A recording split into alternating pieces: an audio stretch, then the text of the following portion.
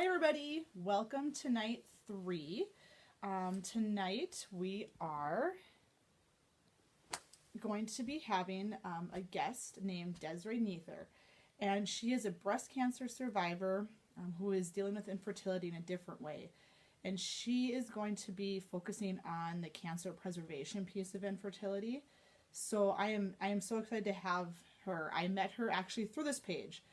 So when, like I had said earlier, when the bill was going through legislation process, she happened to run across the page and she reached out to me and we connected and she testified for our bill, and it's been so wonderful getting to know her and hearing the cancer side of it. So I am excited to have her. We'll just wait a few minutes here for her to log on. There she is.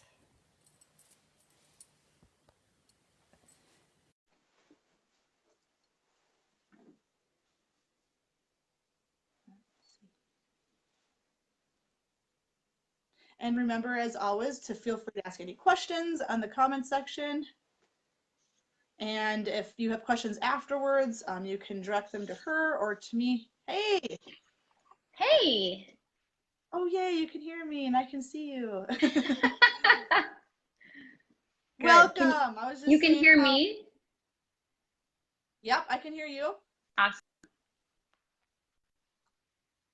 I was just saying how you found me through this page, actually, when we first had made it and we were going through the whole legislative process, and you reached out to me, and how you testify. It was just so awesome to hear your story through that, and we've continued to stay in touch and work together. So I am excited just to get started with you right away. And if you could just, tell us where you I believe your story begins with when you got diagnosed with cancer. Is that correct?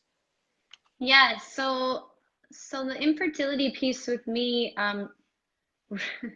really kind of came in amidst a whole bundle of chaos. But yeah, I was diagnosed at the age of 33 with breast cancer.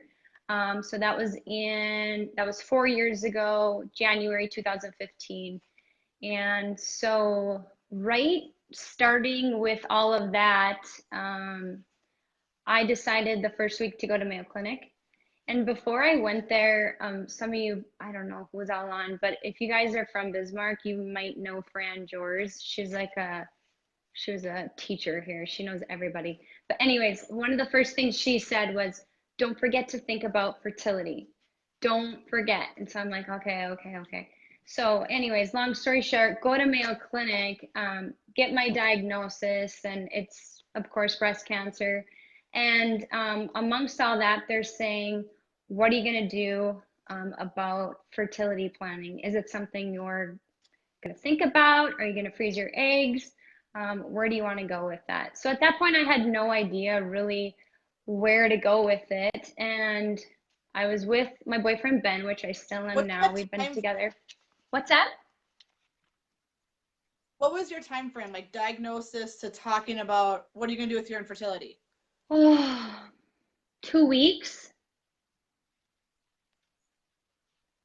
So it was no insurance coverage, correct? No insurance coverage, which again at the time, like, it was such a whirlwind that I didn't even think about insurance coverage for any of that because I've never had problems and I wasn't trying to do any or have a family or do any family planning. So we weren't really thinking about that. Yeah, so it was literally within the first 2 weeks of me being diagnosed, we sat down with a fertility specialist at Mayo Clinic. And at the time, so I'm still with my boyfriend, Ben, but I was with him then. And we had to make some really, really quick decisions on what we were going to do in the future.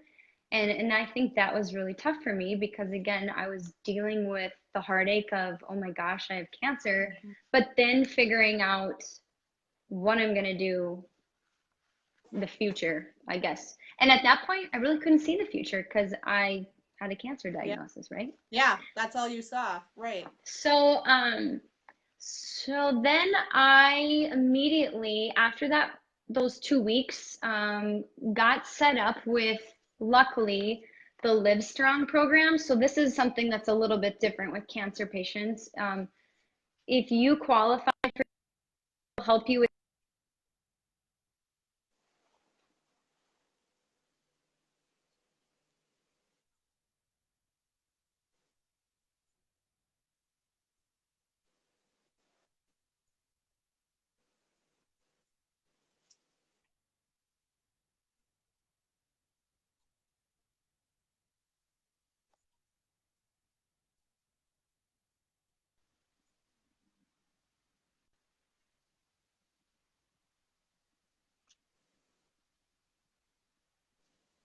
Am I still here?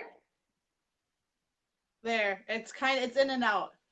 What the world? I wonder what that's from. Is it sound or video? There. Both. What the heck? Okay.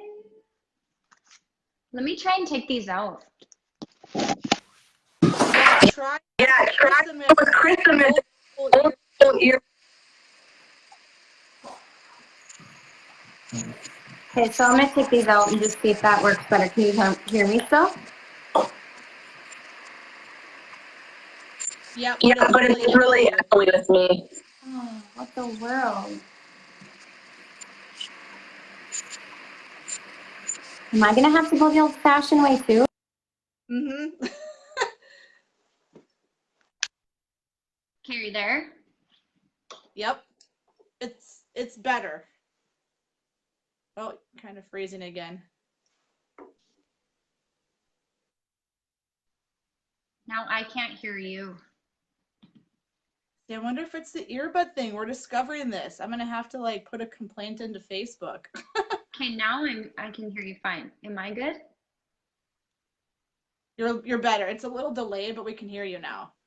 What the heck? Okay. Put your hand up if I Talk about stop. Yeah, if you guys were watching, if you just comment if you don't hear her again, if that happens. Yeah. Sometimes Thank it's you. different on my end. Yeah. So, okay, So back to the story. Program. The Livestrong program, yeah. So I got 2 weeks of IVF, and that's all I really had time to do. So we did the best we could at that point with IVF. And then after those 2 weeks of IVF, I went back to Mayo Clinic to do egg retrieval. Better, yes. So again, a whirlwind because not exactly what I was planning. And we had to make some, like I said, some really tough decisions. But the one thing with insurance coverage that I didn't know, and again, you just kind of get going down, you see all these doctors and you don't know, is as I'm on my way down, Mayo Clinic calls and says, yeah, you're going to have to pay $5,700 to do the egg retrieval and get all that done. So I had to pay that up front, and luckily I had the money to do it, but I can't imagine if people don't have that type of money to do it. Right. What they would be like actually after. Keep going. Yep, it's kind of cutting in and out again. No one's saying anything though, so keep rolling. Gosh. My end. Okay. I don't know. So anyways, I did the egg retrieval, and then again, we had to make tough decisions. As many of you know, if you've gone through infertility or IVF, they say that eggs don't last as well as embryos. So again, Ben and I had to make quick decisions on what we're going to do. And so Right. we chose to do embryos again just because we knew at this point it wasn't going to be a quick next year thing. It's going to be a future thing. So we did that. How awesome again. I know, right? Poor Yeah. guy. Anyways, yeah, I'm sure he loves that I'm sharing this, but he did give me his blessings. Oh, good. Those men. I know. So anyways, you know, so after that I had chemotherapy and all of that, and through all that I quickly found out that I will never be able to have kids. And there's a few reasons. My breast cancer was hormone related. So there's a risk there if I were to ever become pregnant. And then also I'm still on medications to help like subside the estrogen that I'm on. And then I also have like monthly injections that I go see my fabulous nurses at Sanford for. So with all of that, I can't really carry my own kids. So now we're kind of at this stage, and yes, Viola's on here, which is Ben's aunt. Of we need to get married, of course, but kind of talking about things like in an unpractical matter of like how we're going to start a family and what does that look like. So is it surrogacy? Is it adoption? Do we not have kids?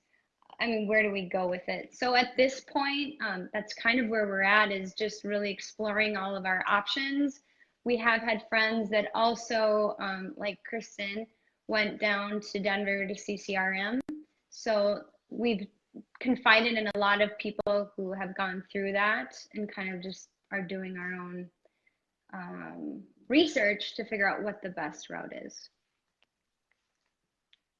Wonderful. Yeah, and that's, I mean, I just can't imagine getting that diagnosis and then saying 1, 2, 3, by the way, you're not married. Let's think about your fertility. Oh, by the way, you don't have insurance coverage for it. So now you have the stress of that and money and your cancer on top of it, you know, how that all kind of would play together. So if that individual wouldn't have come forward and told you about the program, I mean, where else would somebody find out about preserving fertility? Are doctors, are your oncologists talking about it openly with you right away when you're diagnosed, or is it, how's that kind of? I would say that a lot of the doctors or oncologists in Mayo Clinic talked about it, but it really wasn't talked about here in Bismarck. Okay. And so, yeah, I don't know if it's more of an educational piece with the doctors too, to talk about that. But yeah, definitely perhaps that. Okay. And is that only a male program, or is that kind of like if someone were to be in treatment or starting treatment or decides to do treatment in Bismarck, is there some sort of reproductive program like that here locally, or is that just Mayo's own program? With the Livestrong? Yes, Livestrong. That is a really good question. I think anybody can do it. You just have to basically have somebody who has some knowledge about it. So, again, my reproductive doctor there knew about it. Like I said, I think there's some restrictions or limitations with it as far as like a dollar amount on what they'll cover. But I think anybody can do it. Doesn't matter where you're at. It's just a matter of figuring out how to apply for it. Okay. Works. But okay. Okay. And what? Oh, you're cutting out again. I'm telling you, those wireless earbuds are just not a friend of ours this week. Let's see. You're froze now.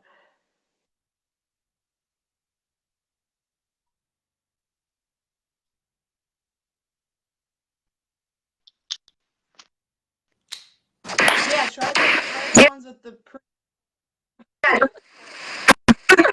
Can you see me?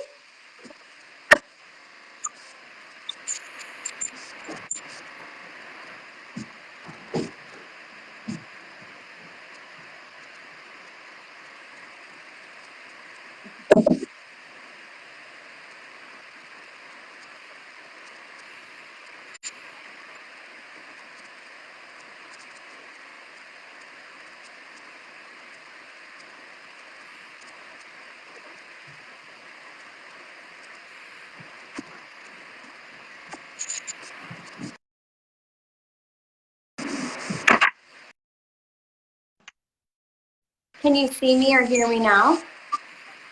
Yep. Okay. Maybe we'll just not do anything. Hey.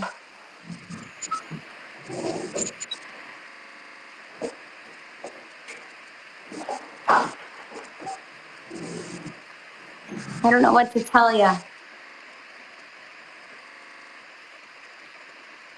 Do you have Do you have earbuds earbuds plugged in? plugged in? Or? No, I don't have any here.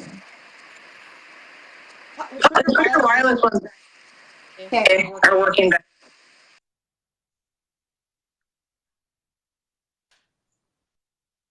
There. You hear me now? Yep. It's like they have to reset or something.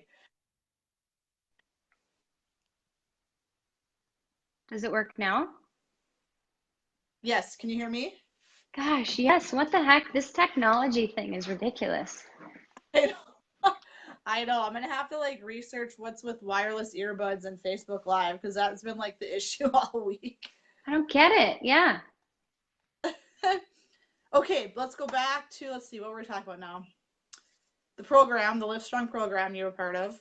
Yes. And awareness of, when you get that diagnosis, I had talked to Dr. Kane at one point, and she had said on a weekly basis they have kids from, 13, 14, 15, all the way on up, people coming in with cancer diagnosis for preservation of fertility. So it's happening in North Dakota, and it's happening at that's a lot, I think, when they have a couple people coming in a week for cancer preservation just to Fargo.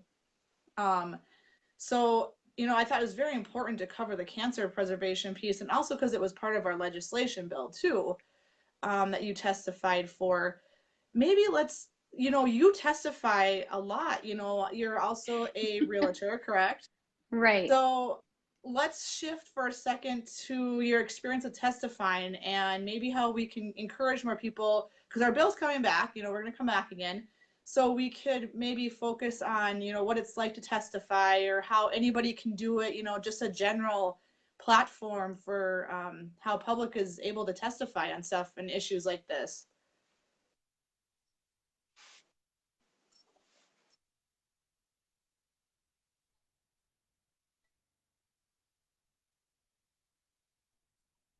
Real estate board there.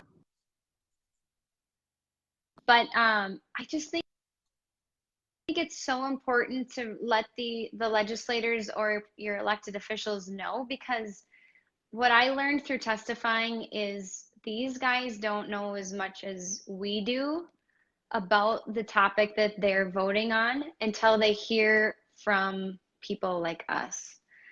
So I think it's so important in that room that day. I mean, I don't think there was a dry eye. I mean, everyone's stories were so I don't know, disheartening to some extent to hear their struggles.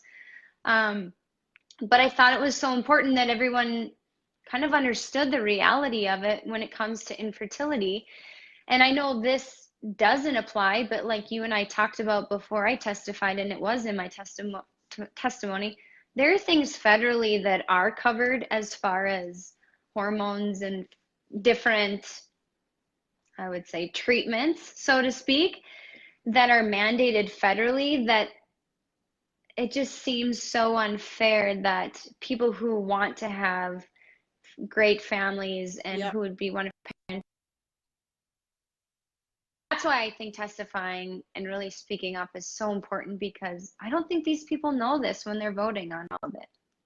So the one thing, You're right. And I happened to watch the floor session because it came up so quickly I wasn't able to be there that day, but the discussion between the committee chair when he presented to the floor it was one of the hardest hearings he had to sit through, and there was a lot of emotional, topics that came up and issues that came up, and that was said over and over again. So I think if we continue to talk to them, keep writing them in the off season and keep that chain of command open and just let them know. I don't think there's ever a bad time to reach out to your legislator or the committee.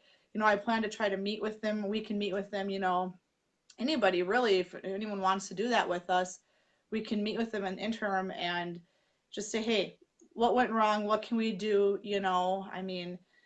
Just keeping that communication open with them too.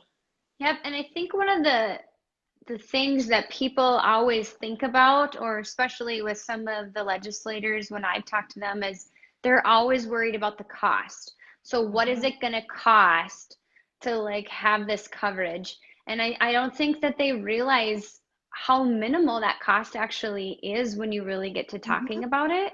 So again, I think it's Right. back to that education piece and making sure that people are there testifying and for this kind of stuff. Yeah.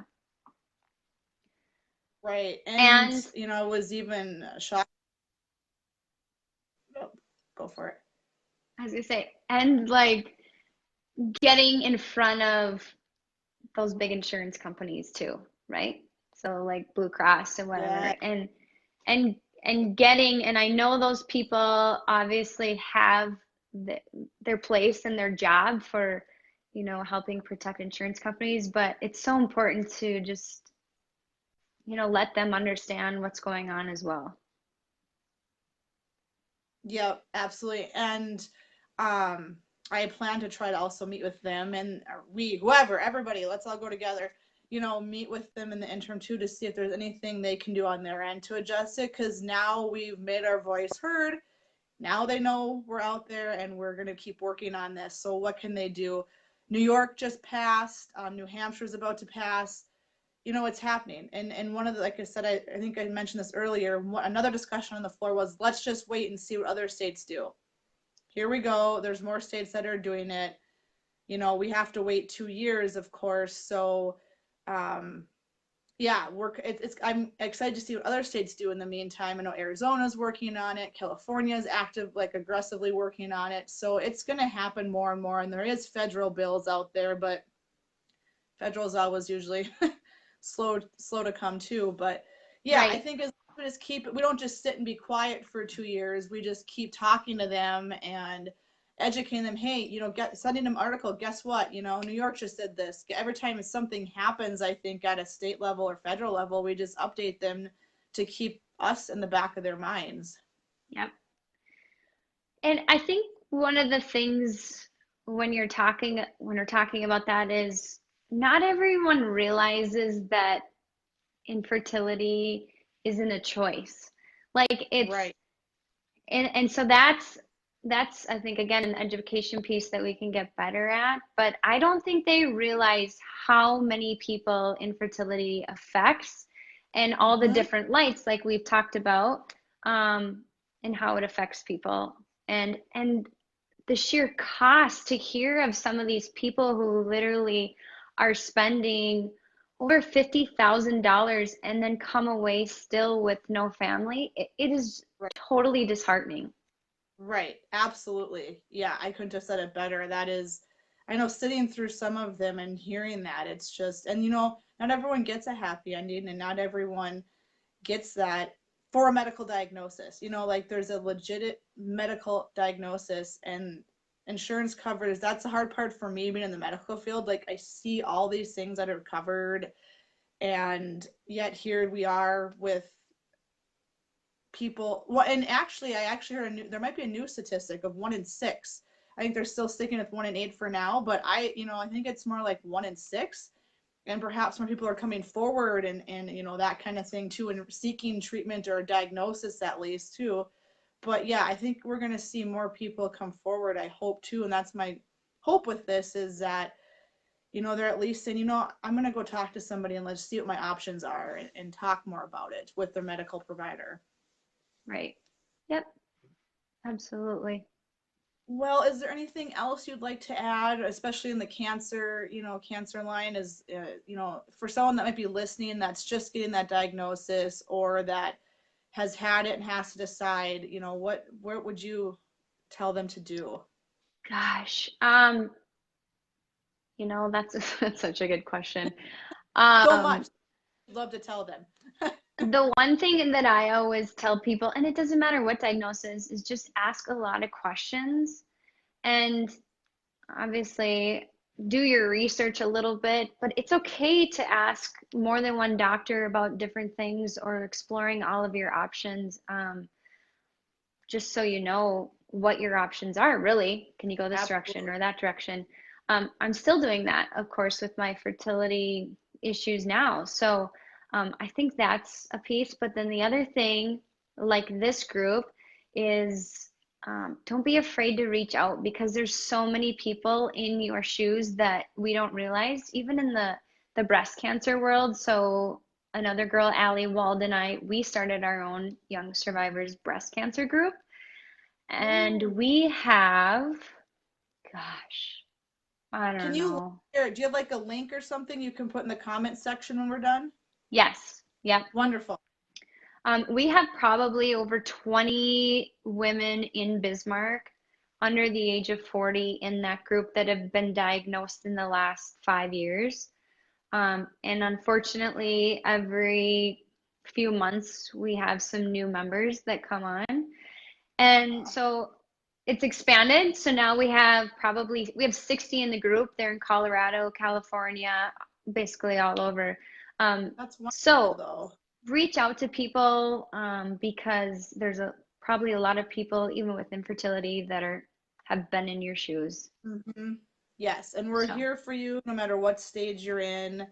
Baby, without baby, don't want a baby anymore. That's done, but you've been through it. Like, I think it helps matter if you're, 50, 70. I had a 90-year-old come and talk to me about it. I kid you not, 90. And I was like, tell me more. Like, are you okay? Like, like I just wanted to like just get it off your chest. Let's talk about it, I mean, I don't think it leaves. I know it. I mean, I don't know. I mean, I'm not 90 yet, but I would assume, that yearning you have for a child, especially as a female, doesn't leave you.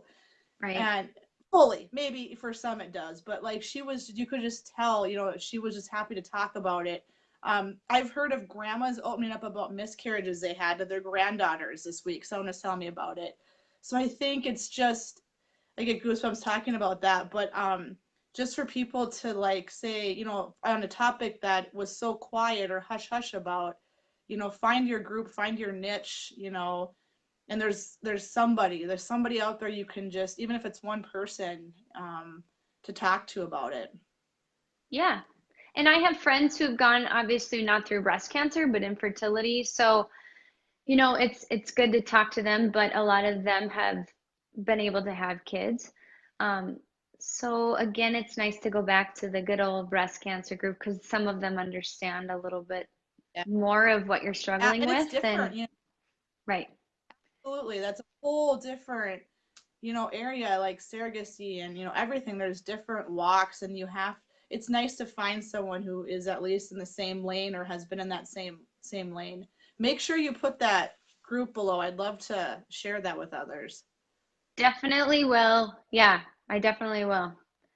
Other than that, I don't know what else I think, I mean, as everyone has said, like with infertility, the toughest thing now going forward, now that I'm a survivor, so the cancer treatment and all of that stuff is done, is seeing all of your friends starting families and having the baby showers and that. Mm-hmm. And I know when I start that, you go through kind of a darker hole period where it's really tough to be happy and be at those events or sit and even have, I think even in Bismarck, like sit and have drinks with all my girlfriends who have kids and they talk about what their kids are doing and I have nothing in common with them.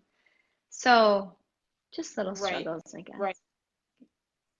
And I think, what I wish someone would have told me when I was in that, and I'm not going to lie, I get super jealous and I see pregnancy announcements and I have a baby. I mean, confession, it still sucks. It still hurts. I'm happy for you.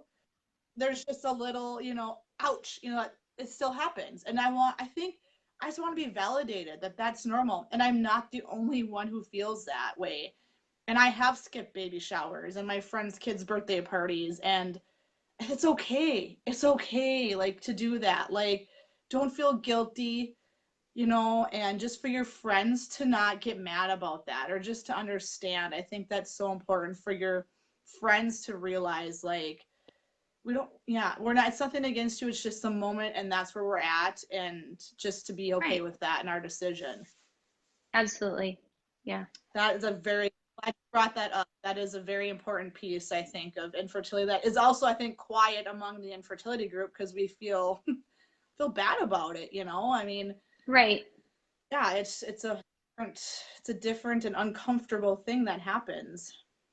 You feel guilty feeling that way because you want to be happy for your friends and their kids and all of that stuff. But but at the same time, you're almost kind of grieving because you aren't at that.